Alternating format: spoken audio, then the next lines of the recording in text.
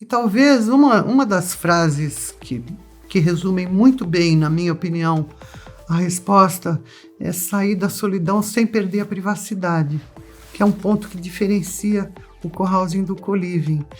Pessoas assim... Mais ou menos. A vida moderna, ela ruma para o isolamento e para o excesso de individualidade, né? Porque existe uma demanda gigante.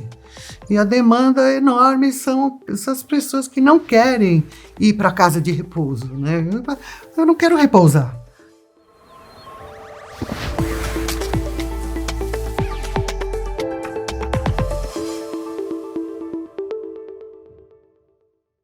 Olá pessoal, eu sou o Luiz Gustavo Pacete, jornalista especializado em tecnologia e inovação, host do Habitability, projeto que eu gosto de ressaltar, tem um carinho muito especial porque ele conecta tecnologia, inovação, mas com comportamento, questões comportamentais sociais muito importantes.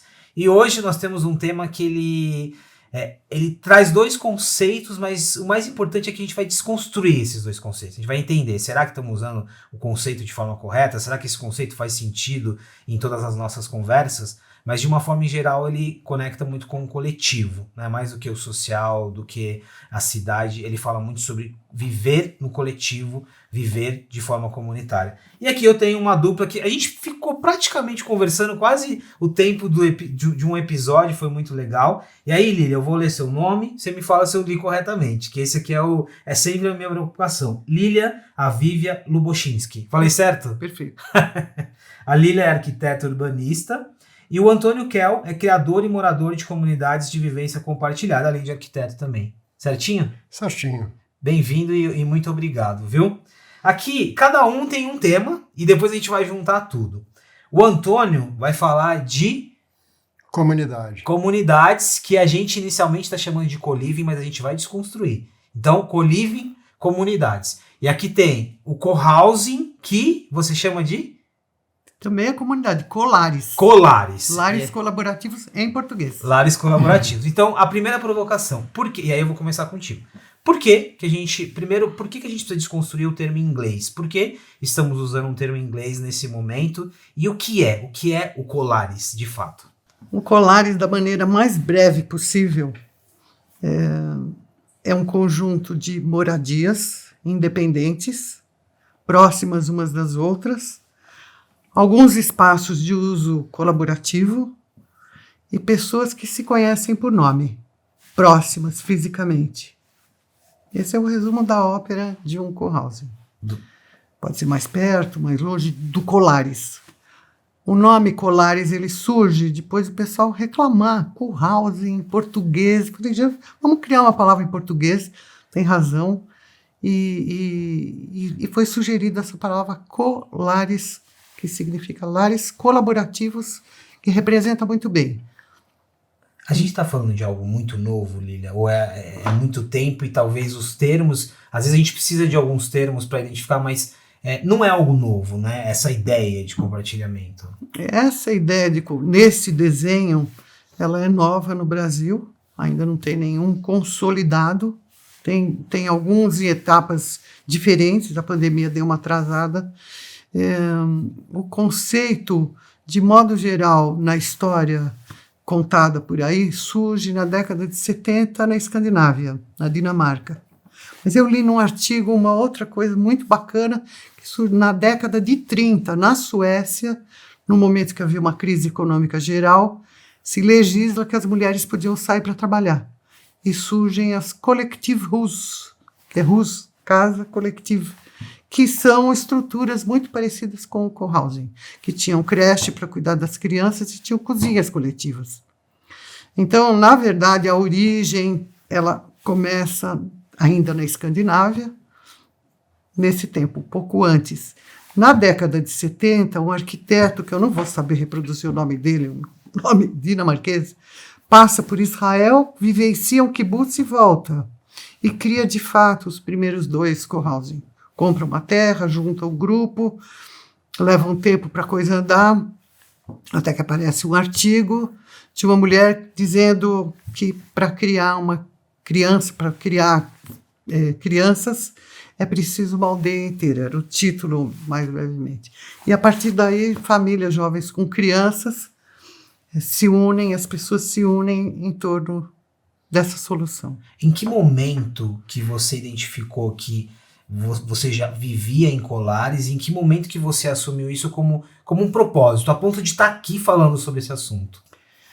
Eu morei num kibbutz durante um tempo e trabalhei e vivenciei. O kibbutz é outra escala completamente diferente. Nós estamos falando de 1.500 pessoas morando... 1.500 pessoas, e sendo que cohousing é uma coisa que vai 60, 70 famílias, 40, 30 e menos. Eu já estudava soluções espaciais para o tempo da velhice. É um assunto que eu me dediquei no meu projeto final da Faculdade de Arquitetura. Abandonei o assunto, fui cuidar de outras coisas e recebi uma carta de uma gerontóloga querida, Tomiko Born, que é bom lembrar, ela já morreu, me falando: volta para o assunto, Lilian, é urgente. É urgente a busca de soluções de habitação para o tempo da velhice. E isso foi em 2013. Em 2013 eu voltei a falar sobre isso e fiquei muito surpresa com a receptividade. Eu li, comecei a pesquisar em inglês, vi que a coisa já existia no hemisfério norte, mas no Brasil não tinha nada. E eu comecei a fazer palestras e falar sobre a ideia. Encontrava uma recepção muito incrível. E talvez uma das frases que resumem muito bem, na minha opinião, a resposta é sair da solidão sem perder a privacidade, que é um ponto que diferencia o cohousing do co-living. Pessoas assim... Mais ou menos. Eu vou agora, eu já volto. Eu vou pegar aqui o termo velhice que você utilizou, que Sim. A gente vai voltar e é muito importante na nossa conversa, mas está dado um pouquinho aqui no conceito.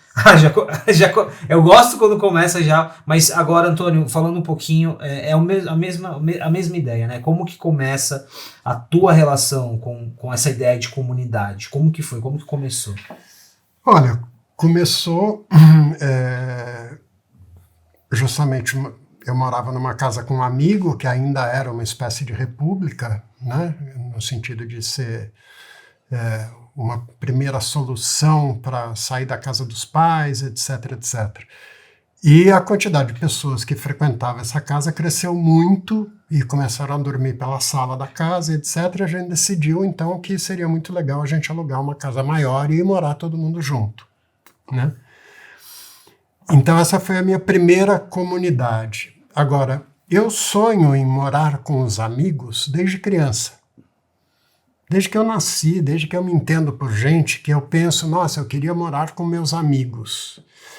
Então não foi uma coisa que nasceu ali na casa da Caiová, nessa primeira casa na Franco da Rocha, etc, etc. É uma coisa que já vinha dentro de mim. Na verdade, meu bisavô morava numa casa em Campinas que tinha 9 quartos, e nessa casa era tudo família de sangue, mas morava o filho, o genro, os netos, morava um monte de gente, morava tipo 10, 12 pessoas numa casa.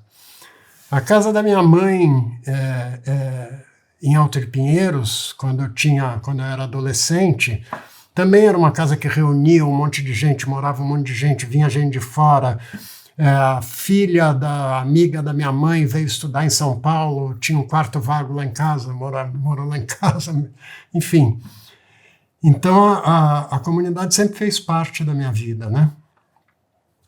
E uma coisa que a interferenciazinha que eu fiz aqui é que eu também acredito na necessidade da privacidade, né? Tanto que uma das coisas que eu fui percebendo ao longo do tempo é que você quer montar uma comunidade numa casa só, essa casa precisa ser grande o suficiente para que as pessoas possam ter privacidade. Não dá para ir morar numa casa e ter 3 camas num quarto. Não, você precisa ter bons quartos, espaço para privacidade, sabe? Então não é tão diferente Colares e a comunidade. Agora, antes de pegar os pontos em comum e as diferenças, me parece que nos dois casos a gente depende sim de uma estrutura. Precisa ser uma casa com uma estrutura relevante. Sim. Aqui também faz sentido isso. Faz sentido. Não é à toa que através do coração, eu diria, de arquitetos, que essa proposta surge no mundo. Ela surge na Dinamarca pelo coração de um arquiteto, ela vai para os Estados Unidos pelo coração de um outro arquiteto e ela chega no Brasil pelo coração. Então, está correto eu dizer que é um ato de resgate também, né? A gente já vai falar sobre o quanto esses dois estilos de vida estão crescendo ou não, mas também é um ato de resistência. Se a gente olhar para como as grandes cidades se formaram, essa dinâmica de vida em que as pessoas vivem em seus espaços cada vez mais restritos, é um ato aqui de resistência também. Faz sentido? Faz sentido. A vida moderna, ela ruma para o isolamento e para o excesso de individualidade, né? Sim. A gente quer preservar a individualidade, mas a vida na cidade grande... E tem um detalhe interessante, né, que eu acho. Historicamente, a família nuclear está muito desarticulada, sabe? Então, o que acontece hoje em dia? Por exemplo, aonde eu estaria morando, eu com 67 anos, meus filhos já criados, etc, etc, etc, onde eu estaria morando? Eu não sou um cara rico, eu provavelmente estaria numa kitnet qualquer, num apartamentozinho desse tamaninho, completamente isolado. Completamente isolado. O fato de eu ter morado 20 anos numa comunidade na Praça John Lennon fez com que minha vida fosse de uma riqueza incrível.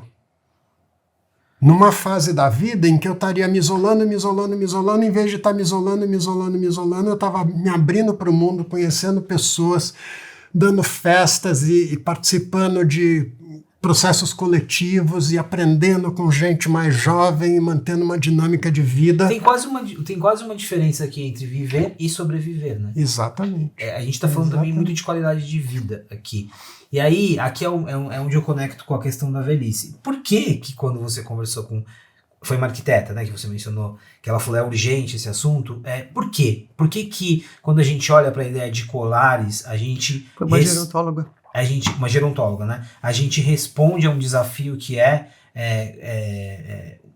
como que a gente vai lidar com os nossos idosos, ou como estamos lidando. Ou melhor, na verdade, né? Como eles estão lidando, porque eu acho que essa ideia de cuidado não faz sentido, né? Eu cuido de um idoso, na verdade não, né? É a independência, a autonomia, é sobre isso que a gente está falando. Eu gosto de pedir para você, por exemplo, falar na tua velhice. Porque você vai viver muitos anos e viverá a sua velhice. E a velhice é um tempo da vida de todos nós que sobrevivemos e continuamos vivendo. Então, na verdade, a ideia é a seguinte, existe, na sociedade que a gente vive, existe uma oferta para o tempo da fragilidade da velhice, digamos assim. Essa fragilidade, ela mudou de característica, enfim, tem muito remédio, a gente vive muito mais, etc. Mas a gente morre. A finitude é um fato definitivo e inquestionável. Então, quando a gente pensa na fragilidade da velhice, a gente entende que tem um momento lá naquela fronteira, que pode ser maior ou menor, em que eventualmente nós vamos precisar de cuidados. O que a sociedade onde a gente vive, de modo geral, a sociedade industrial e urbana, tem para ofertar em termos de cuidados, é muito institucional e autoritário. É muito destituidora da individualidade, das vontades das pessoas. Então, a minha geração, que é a geração do pós-guerra, baby boomers, nós somos os baby boomers, é uma geração que já quebrou, já arrebentou quando tinha seus 20 anos, e no seu tempo de velhice está se rebelando muito contra as instituições totais. Até eu nem vou entrar no mérito disso, mas as instituições que mandam você comer em tal hora, no mesmo horário, o quê, e fazer o quê, e sentar na frente da televisão, etc. Como se você tivesse uma opção apenas, né? E a gente não quer viver esse tempo da velhice. A gente não quer viver assim. As pessoas não querem viver assim. É muito forte esse não querem viver assim. Eu converso muito com as pessoas e é muito forte. Então, a resistência a viver assim, quando você fala, vamos fazer um esforço de construir um conjunto de casas, de moradias, que é um esforço grande, e viver de acordo com a nossa própria governança, sem autoritarismo, decidindo o que a gente quer fazer junto, e preservando a autonomia da nossa vontade para o futuro, naquele momento que a gente eventualmente possa precisar de cuidados, ou que vai precisar de cuidados, essa vontade ela permanece com muita força, e ela aparece com muita força. Então, eu acho interessante ouvir isso das pessoas que têm essa consciência. Porque o que acontece hoje é que, sei lá, pessoas muito idosas, eu conheço fatos, pessoas levam tombo, falam, autônoma, mães de um casal aqui que levaram tombo, caíram, falaram, para agora cuidar. Os filhos estão muito ocupados, está todo mundo trabalhando, não tem mais a figura da filha que ficou guardada para cuidar da velhice dos pais. O que a gente vai fazer? Então, se procura algum lugar onde esse cuidado pode ser estendido. E, em geral, esses lugares são as instituições de longa permanência para idosos, e LPIs, casas de repouso, depende da possibilidade de renda, etc. E as pessoas não querem viver nesse lugar, elas querem preservar a sua vontade de fazer yoga, de serem cuidadas por pessoas amigas, de ver um rosto conhecido, até um ponto em que, eventualmente, é necessário um cuidado mais profissional. Como você disse, chamar as pessoas pelo nome. Você me fez refletir, quando você diz, né, sempre que você for se referir a um idoso, faz uma leitura sobre a sua velhice, e enquanto você falava, eu estava aqui pensando, o que eu já pensei sobre a minha velhice? E passa muito sobre autonomia. Quem vai decidir sobre mim, sobre o meu futuro? Enquanto eu ainda vou ter capacidade de decidir, né? Muito obrigado por essa provocação, essa reflexão.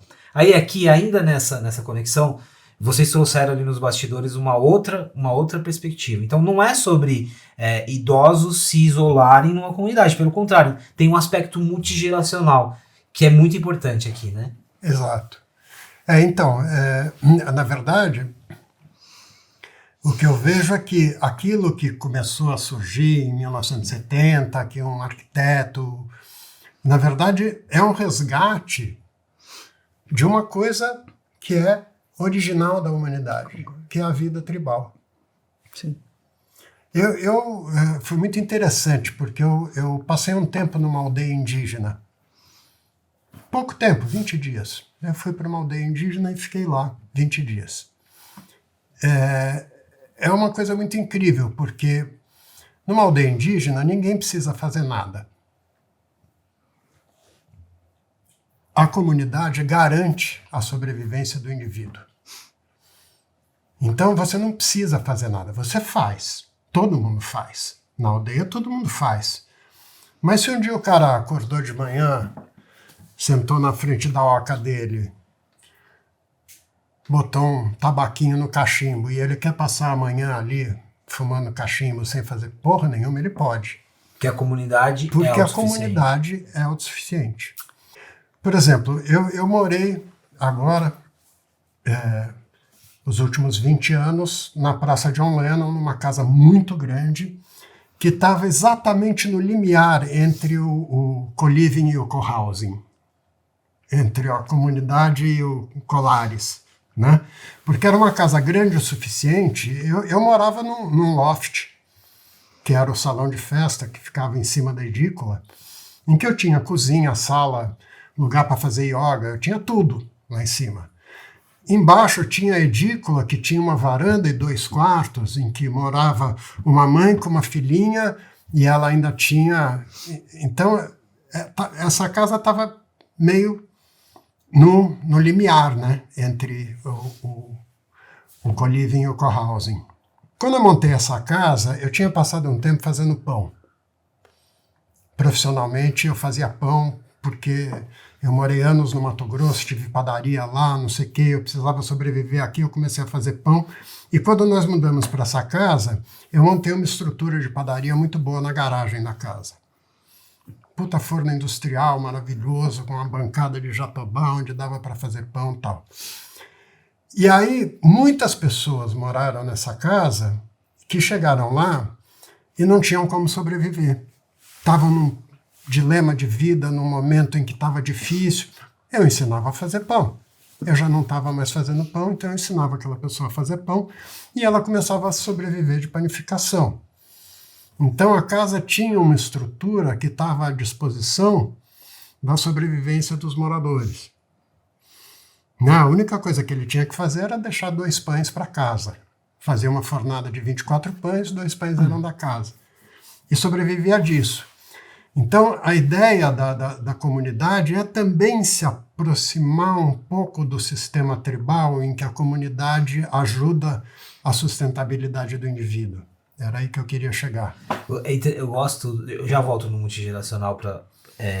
eu gosto da ideia, da simbologia, da semântica do pão, porque o pão ele é um elemento de comunidade muito forte, né? Eu tô lembrando do forno coletivo, Sim. do quanto que ele é um item importante de uma comunidade. No aspecto multigeracional, por que você acha importante que convivam pessoas de vários recortes, né? Crianças, adolescentes, adultos, idosos, no mesmo grupo, não só um grupo muito homogêneo. Por que é isso? Por que a gente, nos bastidores aqui, a gente chegou nessa conversa? Então, eu acho que, do ponto de vista do velho, que no caso sou eu, no caso dessa casa eu era o mais velho, já com 60 e tantos anos, e várias pessoas até 20 anos mais novas que eu, nos adultos e crianças pequenas. No caso do velho, eu acho muito importante o multigeracional para você não cristalizar comportamentos e ideias. A gente, quando tem uma frase muito boa de um paciente da minha irmã que fala assim, quando a gente envelhece, o que era traço vira risco. Ou seja, você tinha um traço de personalidade, aquilo vira um disco quebrado quando você vai envelhecendo, principalmente quando você vive sozinho. E quando você convive com pessoas mais jovens, é muito difícil você cristalizar comportamentos, porque as pessoas mais jovens têm uma vida muitas vezes mais dinâmica do que a sua, tem mais solicitações, tem criança, estão mais dispostos a ir para festas, voltar, enfim, você quando vai ficando velho, você vai acalmando. Mas o convívio com pessoas mais novas te obriga a manter uma dinâmica e a conviver com gerações mais novas, você é questionado o tempo todo, mesmo que não seja questionado diretamente. Porque é outra geração, eles têm um jeito de viver diferente. Ô Lili, aqui tem uma desconstrução do estereótipo do... Eu vou usar o termo velho, tá? Pode não. Eu fico mais confortável de usar velho do que idoso. Também. E como você usou, eu me sinto à vontade. Isso é uma desconstrução do estereótipo, de que o velho ele quer ficar na dele porque ele tem, né? Também tem um estereótipo nesse sentido, né? Eu, ouvindo a fala do Kel, eu pensei algumas coisas que eu gostaria de falar. Vou entrar nessa questão da idade, que é bem interessante. Mas eu costumo usar o termo neotribal. Eu uso o termo neotribal. Nós estamos recuperando algo que a humanidade viveu durante mais tempo do que a era industrial. É curioso, né? Eu tenho um grupo que eu estou muito próxima dele, estive lá em Florianópolis agora se formando, e é um grupo que fala bastante em diversidade. Fala, a gente quer diversidade e tal. E eu fiquei olhando, falei, gente, assim, tem lá uma mulher que tem 80 anos de idade, super vital, enérgica, proprietária lá de uma pousada gaúcha, escreveu um livro, cooperativa. E aqui nessa ponta tem uma professora de matemática que acaba de se aposentar, que tem 40 anos de idade. Entre as duas, tem uma diferença de que varia bastante. Portanto, existe uma diversidade etária. Ainda assim, o grupo tem diversidade etária, tem diversidade de gênero, tem um casal de mulheres, tem um casal de homens. Eles falam de diversidade de modo geral. Mas ainda assim tem um desejo do multigeracional. E quando você fala multigeracional, você está falando de trazer crianças, jovens, famílias nas suas estruturas mais convencionais. Então, que é um outro grupo que eu tive com eles agora, que é uma comunidade formada de famílias jovens com crianças. Então, assim, o desejo existe dessa multigeração. Tem uma questão que limita, uma questão de poder viabilizar. Esse povo de Florianópolis, por exemplo, estão procurando uma terra. Então, estabeleceram quanto vai custar a cota para cada um para viabilizar a compra da terra e aí construir, fora da ilha, porque o nível do mar vai subir. Tem essa consciência ambiental também. Então, quando você fala da cota, é difícil chamar jovens para participar, porque eles têm uma limitação e as pessoas trazem outras pessoas que são da sua relação, pessoas da mesma faixa etária. Então, nos diferentes grupos com os quais eu trabalhei, a vontade de ser multigeracional, ela sempre existia. Sempre se fazia perguntas, as pessoas falavam sim, queremos. Mas tinha uma dificuldade de encontrar, porque o grupo nascia a partir do desejo muito forte e urgente de equacionar uma boa velhice. Você me fez lembrar uma coisa agora. E aí eu não gosto também de generalizar gerações, né? Porque, essa geração é assim, não. Mas, nesse momento existe... eu tenho 38 anos, né? Eu tô naquela transição entre ter a propriedade de um carro, ainda socialmente faz algum sentido, e desprendendo disso, do tipo, não, eu posso usufruir de um bem sem precisar ter aquele bem. E isso a gente discute muito nesse momento, né? Não é a posse, né? Mas sim o desfrutar. Vocês enxergam que, conforme a gente aumenta essa conscientização que eu posso desfrutar de um bem de forma sustentável, sem necessariamente ter que possuir, isso ajuda em ambos? Porque aí, digamos que eu sou um jovem agora, estou trabalhando, mas eu posso ter um receio de estar num colar porque eu quero ter a minha casa. Não, eu me desprendi disso. Sim. Esse movimento que eu mencionei aqui ajuda? Ajuda muito, ajuda muito. Eu acho, acredito para mim ajuda. que uma das coisas que a gente heróis da resistência, né? Sim. Que é um trabalho de resistência, exatamente contra a propriedade privada. Sim. Né? A gente tentar diminuir ao máximo esse sentido de posse. Sim. Né? Desapegar mesmo da posse. Uma coisa que eu acho interessante que a vida em comunidade, ela, dentro do mundo moderno, ela pode ser muito transitória, muito efêmera, né? As pessoas, sei lá, eu morei 20 anos na Praça John Lennon, moraram mais de 50 pessoas na casa ao longo desses 20 anos. 7 ou 8 de cada vez, mas moraram mais de 50 pessoas, porque as pessoas vêm, participam, ficam um tempo e vão embora porque resolvem morar em outra cidade, porque gente jovem também tem muita necessidade de mudança, os velhos tendem, às vezes, a ficar mais estáveis. Então, uma solução que eu penso é escapar um pouco da necessidade de cada um tem que ter a sua cota e pagar a sua cota. Não, a gente pode, os que têm mais grana, constroem 2 casas e alugam uma delas. Porque aí aí o jovem pode vir. É uma casa de aluguel, R$2.000 por mês, R$2.000 por mês eu consigo pagar. Só que dali 3, 4 anos, não, mas agora eu resolvi que então eu vou fazer pós-graduação em Londres e eu quero ir embora. Você pode ir embora, porque a casa é alugada. Então a gente não precisa ficar preso à ideia de propriedade privada quando a gente está falando de co-housing e co-living, ou de colares e comunidade. A gente pode tentar enxergar outras formas. Não precisa ser um grupo que todo mundo tem que ser proprietário daquele lugar. Entendeu? É bem complexo essa questão. É o que eu quero fazer agora em Botucatu. Eu estou lá na Demétria, em Botucatu.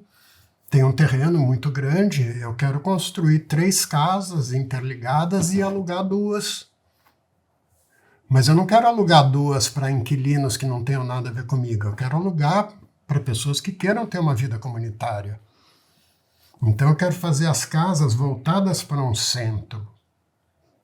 Por que elas são complexas, essas discussões? A gente voltou aqui ao ponto da estrutura, né? Não, nós estamos, assim, quando a gente está falando de pessoas pensando o seu tempo de velhice, de modo geral, essas pessoas querem deixar uma herança para os filhos. Sim. Então, a questão da propriedade, associação, como é que fica, a cota pertence a quem, é bem complexa. Tem soluções, são soluções interessantes. Tem também o pacote de soluções onde a pessoa aluga. E a estrutura pertence a alguém, alguma pessoa jurídica que está administrando aquele conjunto. E está cuidando dos interesses manifestados por aquela comunidade. São modelos financeiros interessantes e desafiadores. No caso de comunidades intencionais, que são as pessoas que se juntam para fazer uma comunidade, para construir, elas vão construir as suas casas. Tem uma questão de como é que muda. A pessoa morreu, vai. A pessoa morreu, vem filhos mais jovens, herdeiros. Não tem nada a ver com o conjunto. Como é que descaracteriza? Esse é o assunto que está em discussão nas diferentes comunidades que estão se consolidando no Brasil, em lugares diferentes. Uma dúvida agora para ambos. Eu sou da periferia de Osasco. Eu não moro na favela, mas moro muito próximo.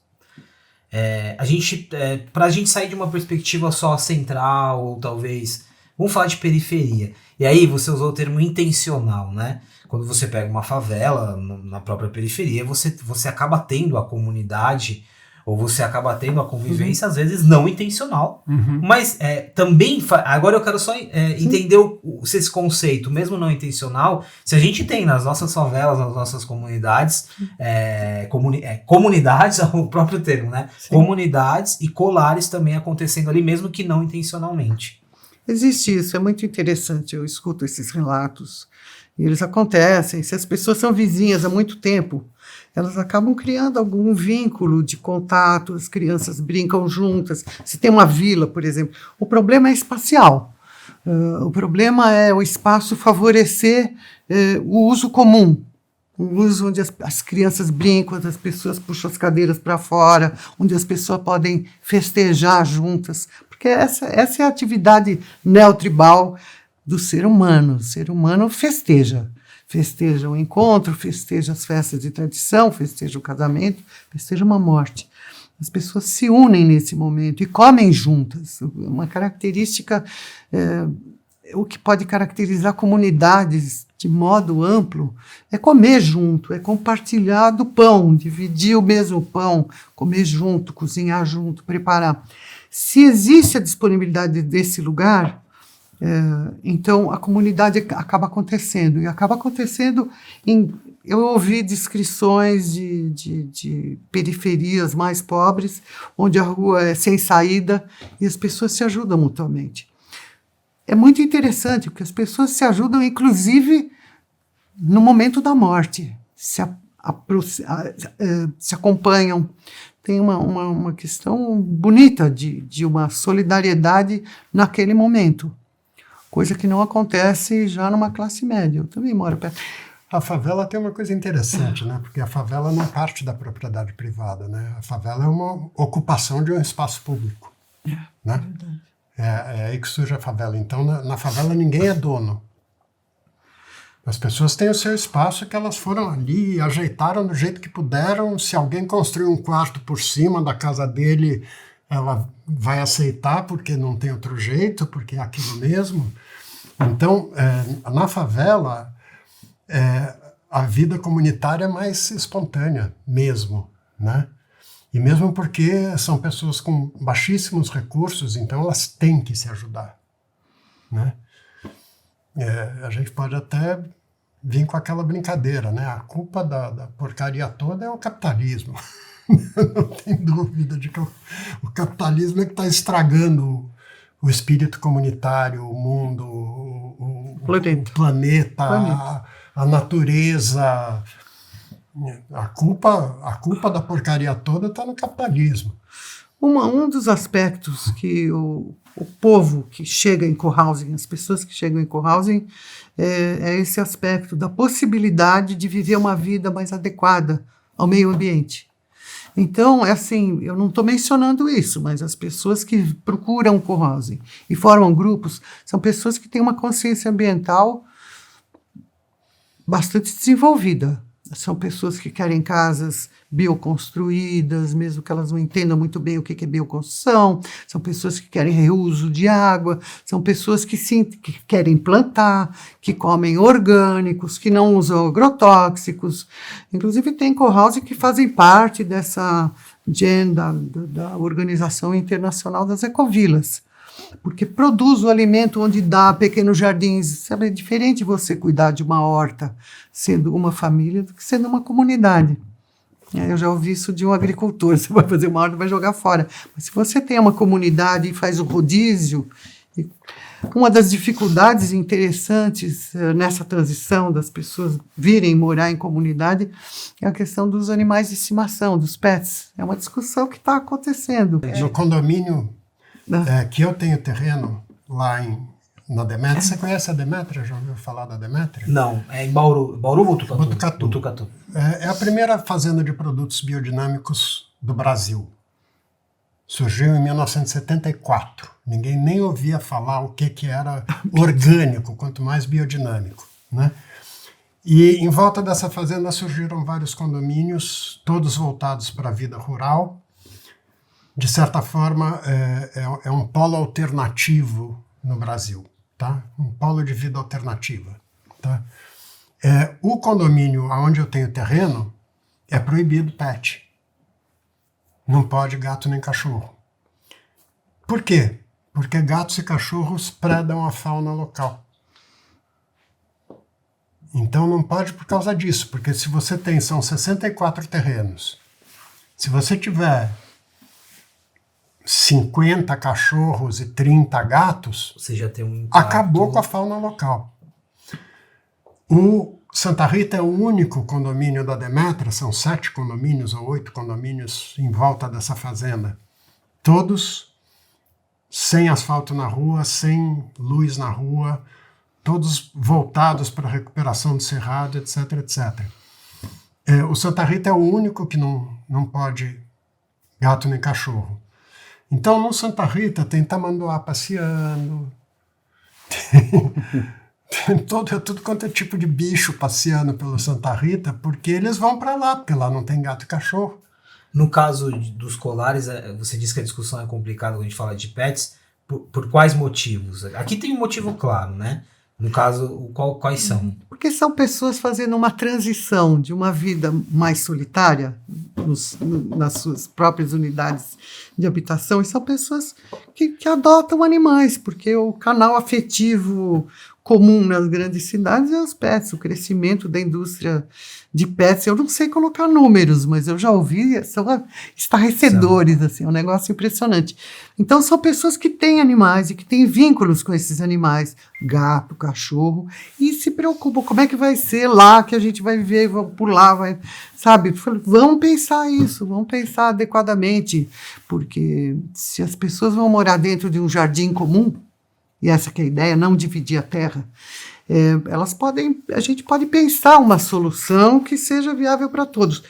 A ideia de pensar uma solução que seja comum para todos, ela é ponto-chave. A governança em Colares é uma governança sociocrática, é uma governança onde não se vota. A gente chega a soluções que são a melhor solução possível para aquela questão naquele momento. É bem inteligente esse método, é muito bonito. Chama decisão por consentimento. Decisão por consentimento. Por consentimento. Antônio, você deu um exemplo aqui do interior de São Paulo, e aí também um olhar leigo aqui, tá? Dos dois conceitos. Pode existir uma tendência em que, na busca por mais espaço, por estrutura, a gente, e aí adotando esses dois estilos de vida, a a gente comece a sair um pouco também das densidades metropolitanas, ou não necessariamente, ou não é uma relação de causa e efeito? Deixa eu te contar uma coisa. A Demétria tem atualmente perto de 8 mil habitantes. Ou seja, está se criando um polo em que muita gente está migrando exatamente para tentar uma vida diferente da vida que se tem na cidade. É um primeiro polo. Não é o único. Existem outros polos alternativos pelo mundo. Na Europa tem um monte, mas no Brasil, por exemplo, você tem o bairro do Souza, em Monteiro Lobato. O bairro do Souza está se tornando um polo de vida alternativa. Um monte de gente está indo para lá, jovens. Tem uma escola lá. A escola da Palas Atenas. Estão indo para lá porque podem ter uma vida mais natural, uma vida mais comunitária. Tem pessoas dividindo casas e fazendo colares lá também. Eu adorei a palavra colares, porque colar... É uma palavra com muito... Geralmente, muito colar são pecinhas ligadas por um rosário, fio. É no budismo. Colares é interessante como a semântica bonito. é poderosa, né? Porque tem a ideia dos lares, mas o colar como um... Eu vou terminar, o nosso tempo ele acabou. Vocês perceberam como... enfim, eu tive uma aula aqui hoje, até sobre refletir em relação à vida, né? Mas eu vou terminar com uma pergunta que pode soar como uma heresia, e vocês vão precisar ter paciência comigo. Mas nasce de uma provocação que você fez, lá também nos bastidores que a gente estava conversando antes de começar a gravar, que é que o mercado, ou o capitalismo, já que você mencionou o capitalismo aqui, existe sim também uma possibilidade de que ele olhe com muita honestidade, mas que ele ajude nesse sentido. A pergunta polêmica é, tudo bem, né? Entendemos o desafio aqui de onde o capitalismo toca, mas nas duas conversas aqui, o capitalismo pode ajudar de alguma forma? Não pode? Ou ele pode se apropriar é uma palavra ruim, mas ele pode utilizar como referência também para fazer algo bom? Olha, existem...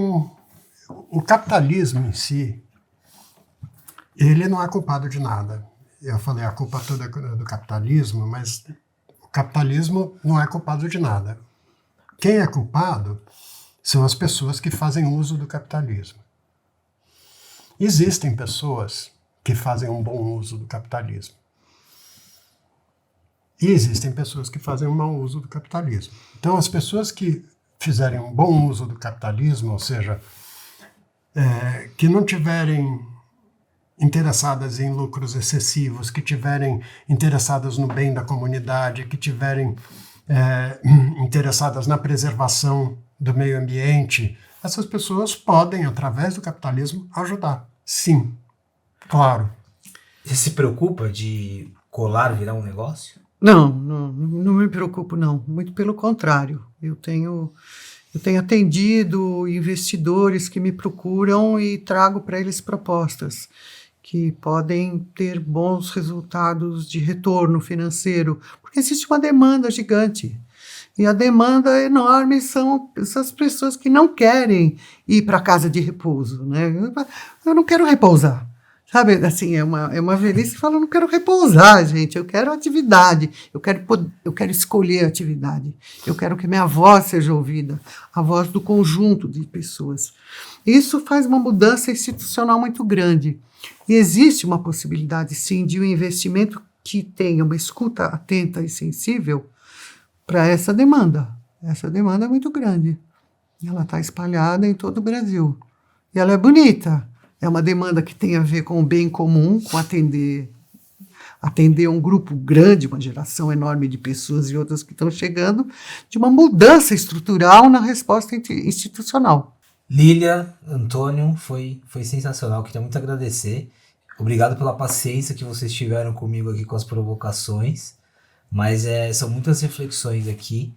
E você me fez lembrar o primeiro, eu não esqueço isso, o primeiro episódio desse Habitability, que já deve estar no número 70, se eu não me engano, A gente falou muito sobre como que as cidades recebem os velhos ou receberiam, ou como que é um habitar para um velho. Então eu lembrei muito disso. A gente já falou também desse assunto outras vezes. Queria muito agradecer. A gente ficaria aqui, inclusive fica o convite para voltar, porque a gente ficaria aqui muito tempo, mas obrigado por trazer o olhar do que é uma comunidade e de todos os exemplos que você tem, já com muitos anos de experiência nisso. Com certeza. Foi um prazer estar aqui também e eu não me senti em nenhum momento provocado, pelo contrário, eu me senti diferente, me senti instigado a pensar e a trazer coisas de dentro de mim, né? Então não me senti provocado. Muito bom. Lília, obrigado, viu? Eu também te agradeço muito, as perguntas foram ótimas. Não, muita coisa para repensar aqui. Em todo episódio a gente aprende muito. É isso. Pessoal, vou até respirar, que esse episódio foi muito, muito importante, muito importante. Queria super agradecer a presença de você que está aqui frequentemente acompanhando o nosso conteúdo. E você que chegou agora aqui no Habitability, tem uma série com muitos episódios de vários assuntos de tecnologia, inovação, comportamento, políticas públicas, tem assunto para todo mundo. Acompanhe aqui nas principais plataformas de áudio e vídeo. E é isso, a gente se encontra no próximo episódio. O podcast Habitability é oferecido pela MRV & Co., uma plataforma habitacional com soluções de moradia para todas as fases da vida.